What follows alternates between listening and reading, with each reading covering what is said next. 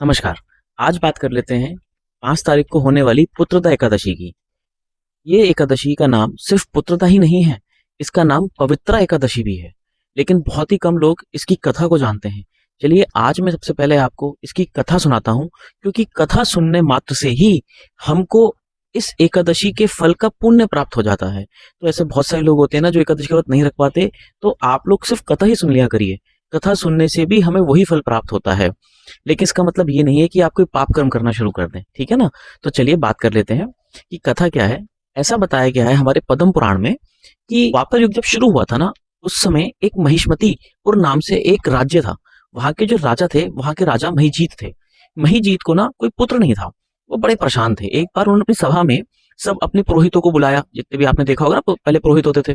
तो पुरोहितों को बुलाया, जो भी विद्वान थे उनको बुलाया और उनसे बोला कि भाई मैं समझ नहीं पा रहा हूँ कि ऐसा मेरे से क्या पाप हो गया है कि मेरे पास कोई संतान ही नहीं है, मेरा कोई पुत्र नहीं है, और मैंने कभी कोई ऐसा पाप नहीं किया। और वो पाप गिनाना शुरू करते हैं कि देखो मैंने ऐसा भी नहीं किया किसी को अधर्म से पैसा कमाया हो या किसी की सेवा ना करी हो, प्रजा को कभी कोई दुख आया तो मैंने उनका साथ दिया। साथ ही में अगर मेरे अपने रिश्तेदारों ने भी कोई गलत कर्म किया तो मैंने उन्हें भी वही दंड दिया जो अगर मेरा पुत्र होता तो मैं उन्हें देता। इस तरीके से उन्होंने अपनी सारी बात उन पुरोहितों के आगे रखी। अब पुरोहितों के आगे रखी तो पुरोहित बड़े परेशान हो गए, कहते हैं हाँ भाई ये बात तो सही है, बिल्कुल हमारे राजा ने ऐसा तो कोई कर्म नहीं किया आज तक। अब पुरोहित वो सभा से हताश राजू को देखकर बेचारे चुपचाप उठ के चले जाते हैं कि राजा साहब हमें थोड़ा आज्ञा दीजिए, हम सोचते हैं कि ऐसा क्यों हो रहा है आपके साथ। और वो बहुत कहीं वन में चले जाते हैं। फिर उन्हें ख्याल आता है कि एक महर्षि लोमेश है, उनके पास जाके उनसे पूछते हैं कि क्या है, क्योंकि वो बहुत सिद्ध थे। खैर लोमेश जी की स्टोरी कभी फिर कभी सुनाऊंगा। तो वो लोग लोमेश जी के पास जाते हैं। तो लोमेश जी से पूछते हैं कि भाई हम अपनी किसी समस्या को लेकर आपके पास आए हैं, आप हमें बताएं कि हमारे राजा के साथ ऐसा क्यों क्यों हो रहा है।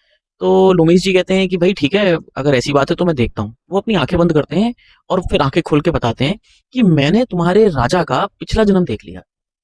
पिछले जन्म में उन्होंने क्या देखा होता है, वो कहते हैं कि ये जो राजा थे ना, ये पिछले जन्म में एक बहुत ही गरीब व्यापारी थे। और ये क्या थे, गांव गांव जाके ना व्यापार करते थे और अधर्म से व्यापार करते थे। अच्छे से व्यापार नहीं करते थे, लोगों को बेवकूफ बनाने का काम करते थे। फिर ये क्या करा, एक बार ये किसी गांव में थे और दशमी का दिन था। और दशमी के दिन बहुत तेज जेठ जेठ की दशमी होती है ना, ये जो मई जून में जो दशमी आती है उस दशमी की बात चल रही है, ठीक है। तो वो बता रहे हैं कि वहां पे जैसे कुएं बावली बने होते हैं ना पानी पीने के लिए, तो पहले तो छोटे से तालाब हुआ करते थे, बहुत अच्छे से तालाब, साफ सुथरे तालाब जिसमें पानी पिया जा सकता था, बावली जो होती है। तो वो कह रहे वो पानी पीने के लिए जैसे आगे बढ़े तो वहां पे एक गाय उनका बछड़ा भी पानी पीने के लिए आगे बढ़ा, क्योंकि गर्मी बहुत थी। तो जब गाय और बछड़ा पानी पी रहा था तो उन्होंने मार के भगा दिया उसे कि तुम हटो मैं पानी पीऊंगा। और इस पाप की वजह से ये पुत्रहीन हो गए, क्योंकि उस गाय ने बददुआ दे दी। और फिर उन्होंने ये भी बताया, और मैं पिछले जन्म भी देख सकता हूँ, पिछले जन्मों में इन्होंने कुछ पुण्य भी करे हैं, उन पुण्यों की वजह से इन्हें राज्य तो प्राप्त हो गया लेकिन पुत्र प्राप्त नहीं हुआ। तो भाई प्रजा ने पूछा और जो पुरोहित ने पूछा कि भाई कैसे इनका समाधान हो, तो उन्होंने बोला कि जो ये एकादशी आ रही है ना, ये पवित्र है और पुत्रदा है। इस व्रत को रखने से इनको पुत्र प्राप्त भी होगा और ये जो इनसे पिछले जन्म में पाप हो गया है उसका प्रायश्चित हो जाएगा। देखिए मैंने आपको पहले की वीडियो में बताया ना कि प्रायश्चित करना बहुत जरूरी होता है। तो जब हम पुत्रदा एकादशी यानी जो 5 अगस्त को एकादशी आ रही है उसको रखते हैं तो हम पवित्र भी होते हैं। अगर जाने अनजाने हमसे कोई गौ हत्या हो गई या कोई भी गौ के प्रति पाप बन गया, एक तो उस पाप का प्रायश्चित हो जाता है। साथ ही में हमारे साथ ये भी प्रायश्चित हो जाता है कि अगर हमसे कोई और गलती हुई है तो वो पुण्य हो गया। अच्छा 5 तारीख की सबसे अच्छी बात क्या है कि इस दिन गौरी शंकर व्रत भी है। इसमें 2-3 व्रत और आ रहे हैं, तो एक व्रत से ही हमें 2 व्रतों का और फल प्राप्त हो जाता है। तो जब राजा ने वो व्रत रखा तो फिर उनकी जो रानी थी उनको गर्भवास हुआ और उन्हें संतान की प्राप्ति हुई, पुत्र की प्राप्ति हुई, जो आगे चल के बहुत फेमस राजा हुए। इस कथा को सिर्फ सुनने मात्र से ही हमको उस व्रत का यानी पुत्रदा और पवित्र एकादशी का फल प्राप्त हो जाता है। लेकिन शर्त यही है कि आप धर्म रूप से ही वो दिन बिताएं।